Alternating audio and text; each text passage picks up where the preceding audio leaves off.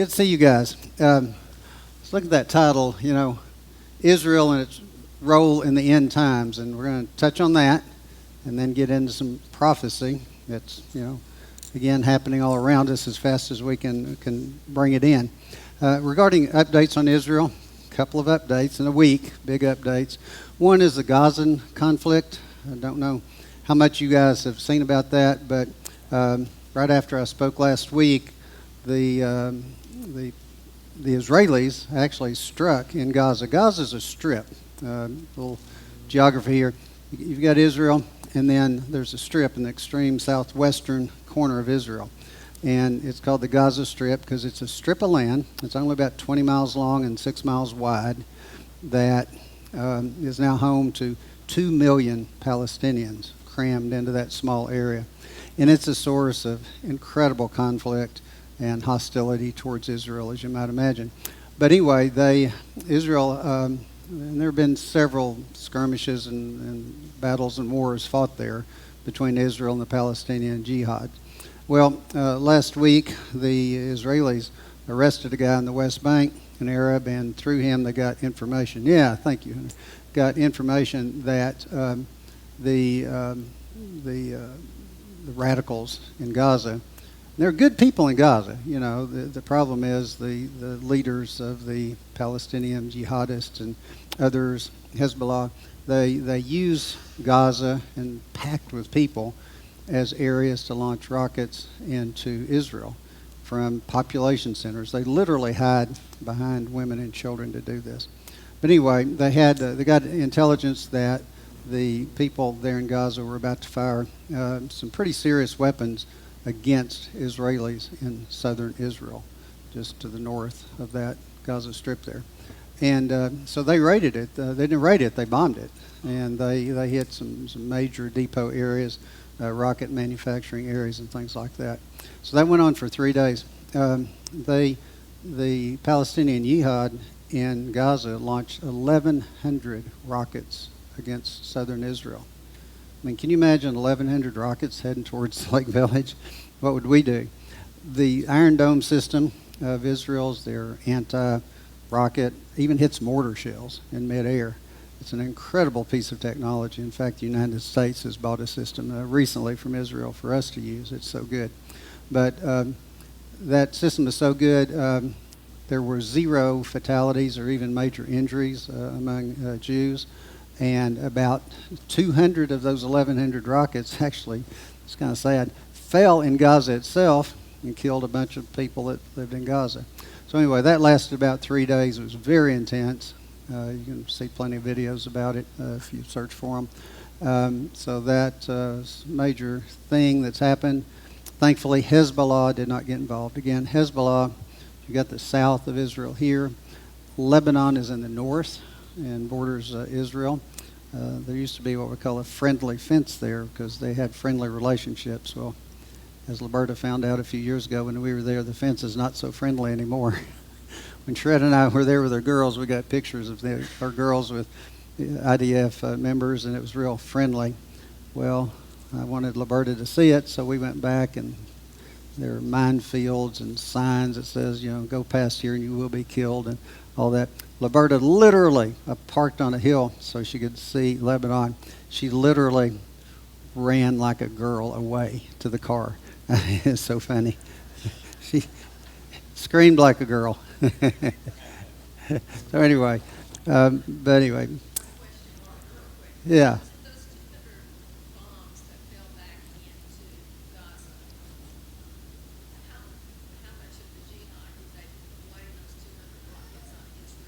All of them. Yeah, all of them. And that's a good point. The lies. Israel gets blamed for everything. But Israel has great videos, and you can see those online. It's great of these rockets going and then puttering out and then just falling on their own people. But, yeah. Marty, that's an excellent question. I'm glad you brought it up. You don't. I get all this through, a few apps. You've heard me speak of Amir Safarti many times, beholdisrael.org. He's exceptional if you really want to stay up to date with it. I mean, this guy, he might post 20 times a day with videos and pictures. So why does we don't hear it. If you go to any news agency here, you are not going to hear this stuff, guys. And that's why I really, I guess part of what I'd like for you to come away with my talks here is the need to not depend on the media. They're not going to tell you the truth about Israel. They're not even going to report most of it, like Marty said, and that's a good point. Why? Because there's an incredible bias against Israel, and we know that's Satan-induced. And talk about needing to pray for our leaders. We need to pray for Israel's leaders too, because Israel's not going in a good direction politically over there. But yeah, Marty, and that's a good point. So I would encourage you to look for other sources, and I would encourage you to keep up with it for all these reasons we've talked about. God really wants you to. He wants you to support Israel. The second thing that happened just this week,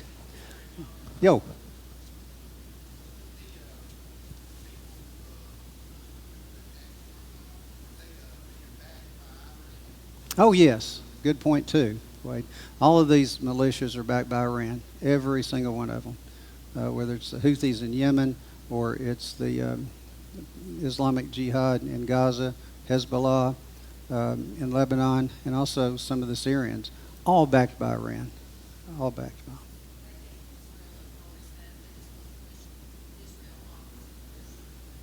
Now they want to nuke them, and that's something we've talked about. But it's come along, and one of the terrible things is this administration is hell bent on reviving this crazy Iran nuclear deal, you all, and it's just a work of the devil, and it's just crazy. I can't get my mind around why they want to revive it. I mean, we've talked about what Iran has done. Not so clandestinely. It's they admit what they're doing, and still we're just marching off this blind cliff to relieve their sanctions and probably give them billions of dollars again. And it's just got to be Satan. I mean, I can't figure it out. But yeah, speaking of Iran, is the other thing that happened this week is Iran has launched. Well, Russia has launched a Iranian surveillance or intelligence satellite from Russia for Iran. So again, there's this collaboration we showed last week and the weeks before of Iran and Russia and of course Turkey. So that's a big thing. So now the Iranians have a reconnaissance satellite and they can peer right down into all of Israel. So Israel's aware of this, and in the natural it looks pretty scary for Israel, but they're going to be okay. But terrible times are coming. And Israel knows terrible times are coming. They know that there is going to be a war with Lebanon, Hezbollah in the north. And it's going to be horrible, guys. And Israel is going to take a lot of casualties. And they know this. And they say they are. And they're preparing their people for it. When you've got 100 to 150,000 rockets, some of them high precision rockets aimed at you, they can cover every inch of Israel. So it's coming. I hope it's a while coming. So that's it for updates. Back to our prophetical thing. Okay.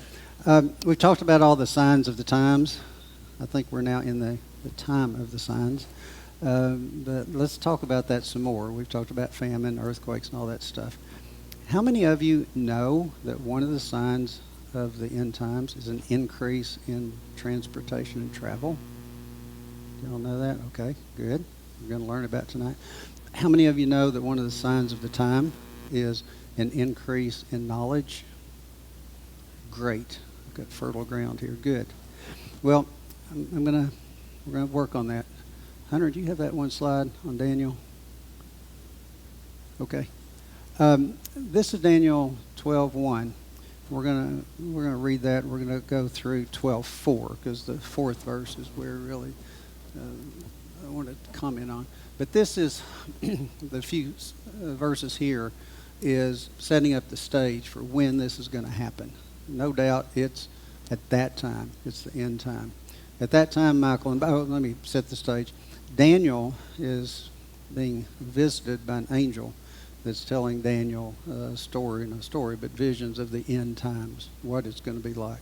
So it wasn't just, Ezekiel and John who wrote Revelation, but Daniel as well had a vision of the last days. At that time, Michael, the prince who protects your people, will arise. There will be a time of distress such as not happened from the beginning of nations until then, obviously the end times. But at that time, your people, the Jewish people, everyone whose name is found written in the book will be delivered, okay? Multitudes who sleep in the dust of the earth will awake, some to everlasting life, others to shame and everlasting contempt. Those who are wise will shine like the brightness of the heavens, and those who lead many to righteousness like the stars forever and ever. Very Christian doctrine there, guys. And this is the verse I was going to talk about. But thou, O Daniel, shut up the words and seal the book, even to the time of the end. Many shall run to and fro, and knowledge shall be increased. So there we have two signs of the end of days. Knowledge increased, and transportation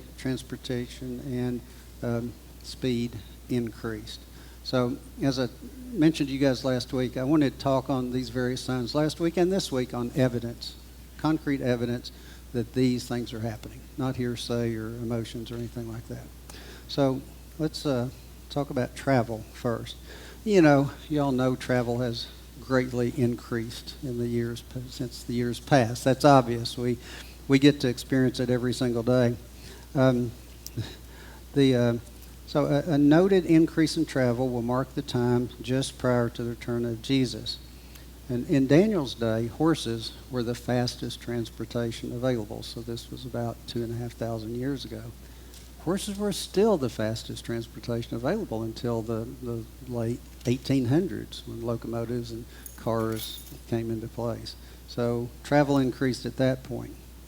In fact, back really until the mid-1800s, most people born never traveled more than a few dozen miles from their birthplace in their entire life. So humanity did not have this incredible travel and knowledge of travel that we have now. And we kind of, we all take things for granted. Well, what about travel today? I looked up, the longest nonstop commercial flight in the world takes 19 hours. And it goes from Singapore to New York City by Singapore Airlines. It travels 10,400 miles. Well, the circumference of the Earth is about 25,000 miles. So this flight goes just under halfway around the Earth. And so you can get almost halfway around the Earth in 19 hours. Yeah, so by the time, what time it is?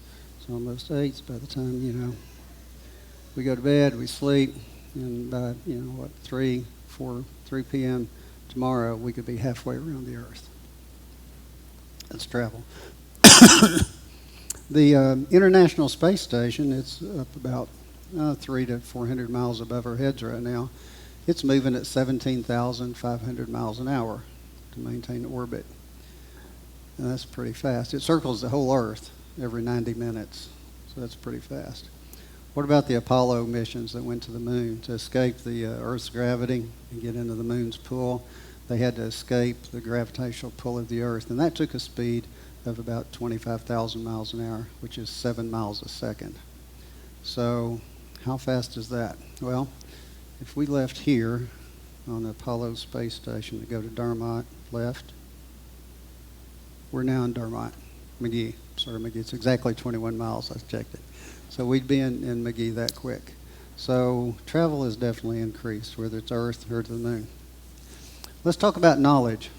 Knowledge is astounding what's happened. It kind of leaves travel in the dust, pun intended, I guess. But knowledge is just incredible. So what's happening to our brains? Well, they're running to stay kept up, but they're kind of getting behind the 8 ball there for the brain. Knowledge. Let's think about that for a moment. We all use the internet every day, one way or the other. We all use the internet. So we're all familiar with the internet. And this is what I learned about the internet. In 1990, not that long ago for some of us, there was one website. Just in 1990, which not that long ago. 6 years later, there were more than 100,000 websites. It's 1996.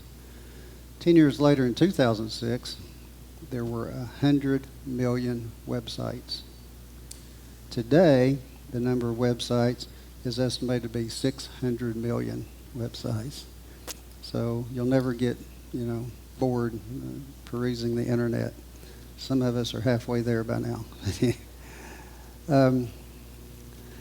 What about knowledge? How quickly is it growing? Well, in 1900, knowledge doubled about every 100 years. So you took the amount of knowledge there, and in 100 years you'd have twice that much knowledge.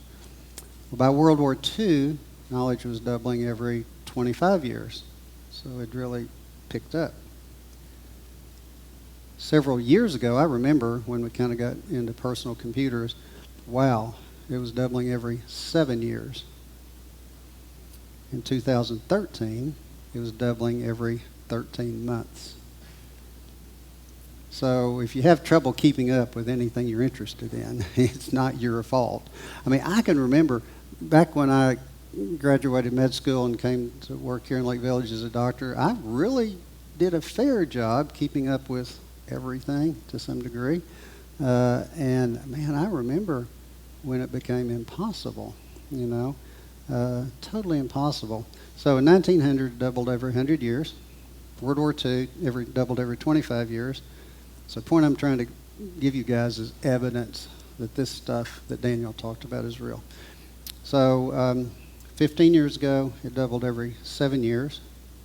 2013, it doubled every 13 months.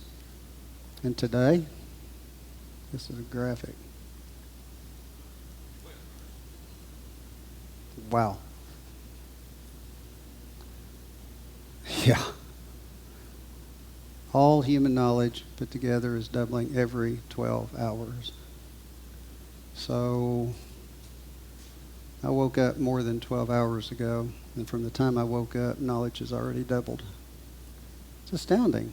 So no wonder you can't keep up with everything. Yes?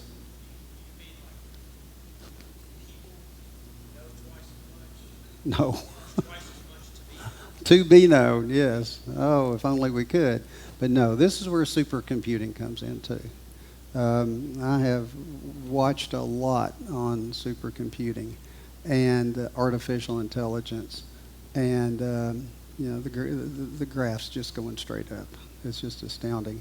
I was going to speak some tonight on artificial intelligence, but the more I learned, the more I knew there would not be time. So I'm just going to leave that to your all's study. It's fascinating. It can be scary. There's a lot of conspiracy theories out there about what's going to happen with artificial intelligence. Is it going to kill us? Well, some artificial intelligence programs have said yes. Elon Musk asked one of them, you can actually talk to these machines. And they're amazing. Again, I've watched a lot of videos on it. They process stuff at the rate of, I wrote it down. It's a number so big. Oh, yeah. 2 quintillion operations per second is how fast the fastest computers are thinking now. I don't even know how many zeros are on quintillion. It's a lot per second. So they can outthink any human out there. But I'll leave that at that. Okay, next thing I want to talk about is decline in moral values.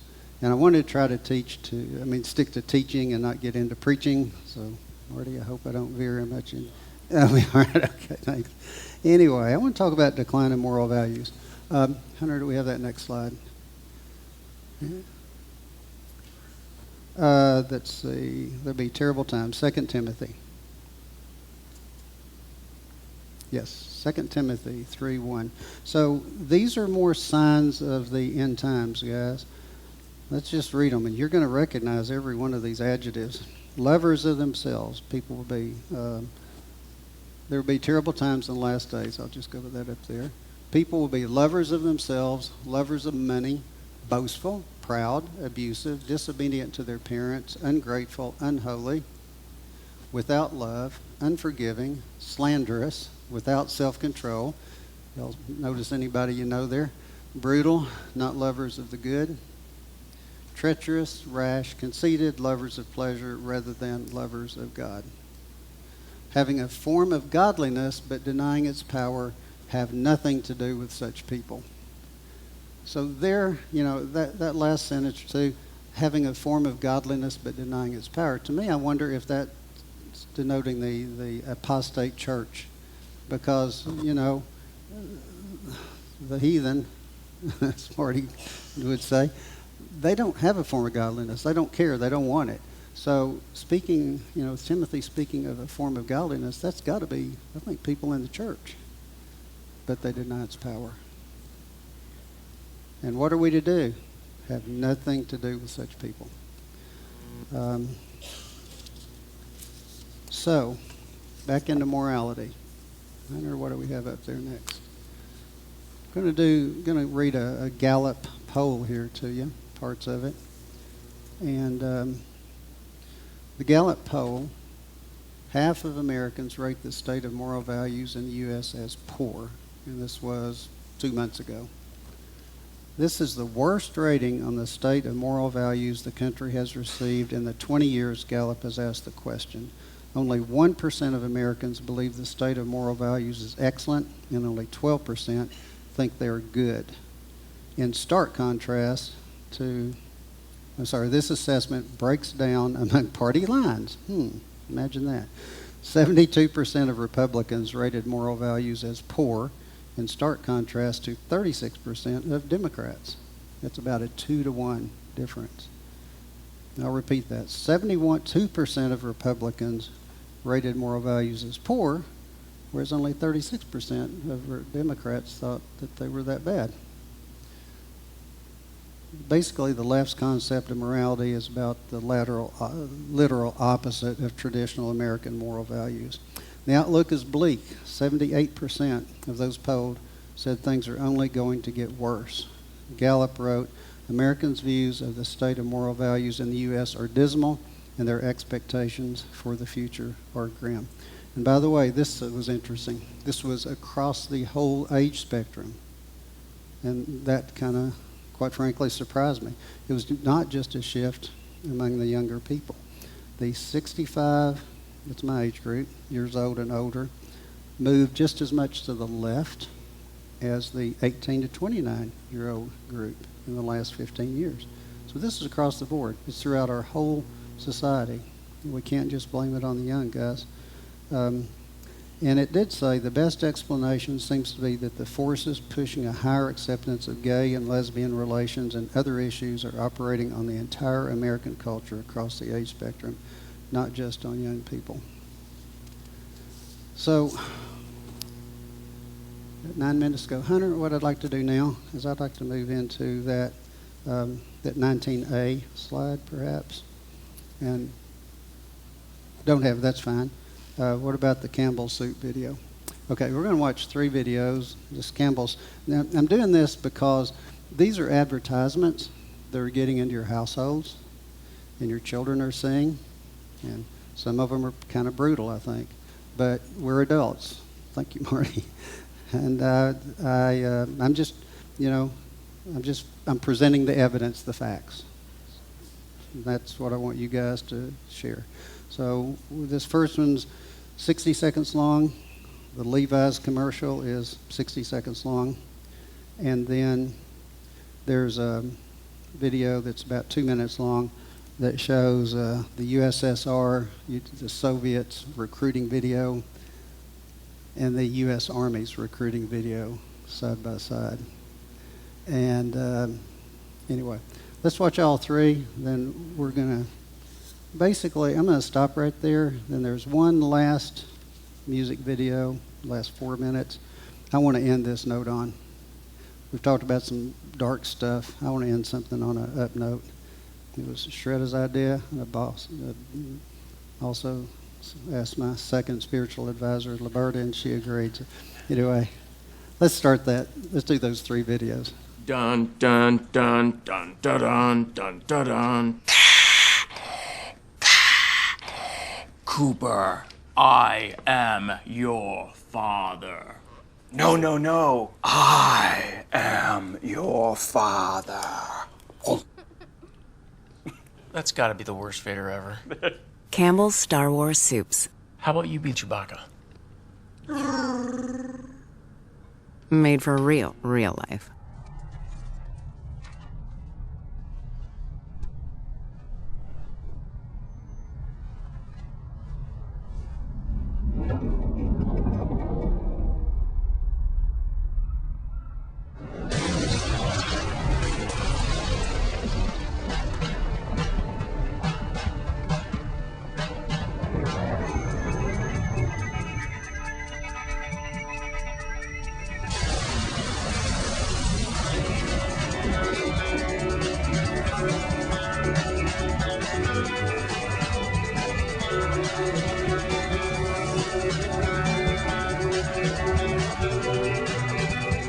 Speaking of something good, I'm now going to show you an ad from the Russian army. And this video went viral, as I said, because somebody looped it together with an ad from the American army. And it's an incredible, just a truly incredible juxtaposition of the way one country behaves in a serious manner and in the way another country behaves, unfortunately the United States, in a completely unserious manner. This was retweeted by all sorts of people, including Ted Cruz, and then of course he started getting called a Russian asset and everything else. So first let's show you this Russian army video. Это первый день твоей новой жизни. Что ты знаешь о себе? На что ты способен? Вопросы могут остаться без ответов, но разве ты сможешь узнать себя? Познать границы своих возможностей? К черту границы! Ты готов ломать себя? Ага, потому что без врага нет боя, а без боя нет победы. Но на самом деле, главный враг вчерашний — ты. Твоя задача — выследить врага, догнать его, превзойти, стать лучше, чем он, и вернуться назад. Победить. All right, I don't speak Russian, but I assume he was saying something to the effect of, you know, we're serious people and I've got to go do something and I'm fighting for my country and that's what we're going to go do. I also think was it Dan Snyder? Zack Snyder of Justice League probably directed that thing. You can see, you don't even need to know exactly what he's saying to understand, and whether you think it's propaganda or not, and we can have all of those debates, but what you're seeing is the Russian government is putting out an ad saying, we want soldiers, we want to be able to defend our country, we're going to do what we got to do. Now allow me to show you what the U.S. Army put out last week. It begins in California, with a little girl raised by two moms. I also marched for equality. I like to think I've been defending freedom from an early age. Standing at the altar to marry my other mom. With such powerful role models, I finished high school at the top of my class. I found it. A way to prove my inner strength and maybe shatter some stereotypes along the way. I'm U.S. Army Corporal Emma Malone Lord, and I answered my calling.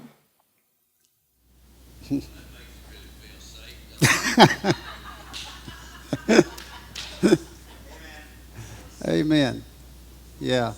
What can we say? I see a lot of faces doing this and a lot of jaws dropped, and yeah, I think some of us are a little bit nauseated. I mean, you know, it's, you know, it is as it is, guys. I pray, like Marty said, pray. I don't think we need to critique that too much. Let's do our last video. This is an awesome video. Liberta and I had the privilege of being at the K-Love Music Awards this May, I guess, in Nashville. It's really awesome, and it's I was so impressed.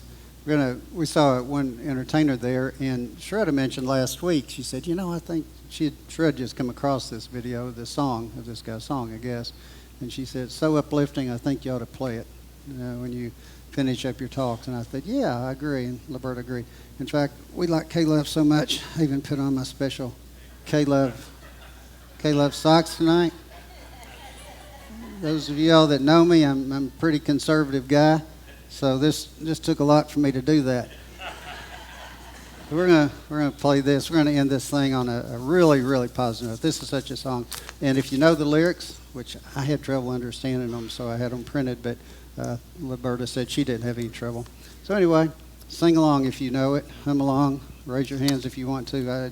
Let's just finish this up. You ready?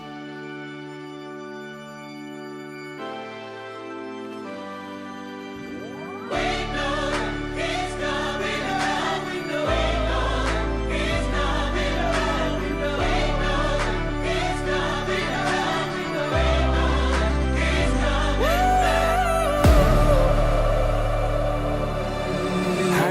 ever thought that the world has kinda lost its way? Crazy as it seems, yeah, I know it's gonna be okay. Ooh, yeah, it doesn't scare me, it's temporary.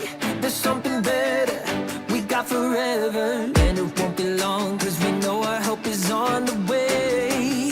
The way. So keep your head up, Jesus is coming back, Jesus is coming back. No, don't you give up. Hey. Jesus is coming back, Jesus is coming back.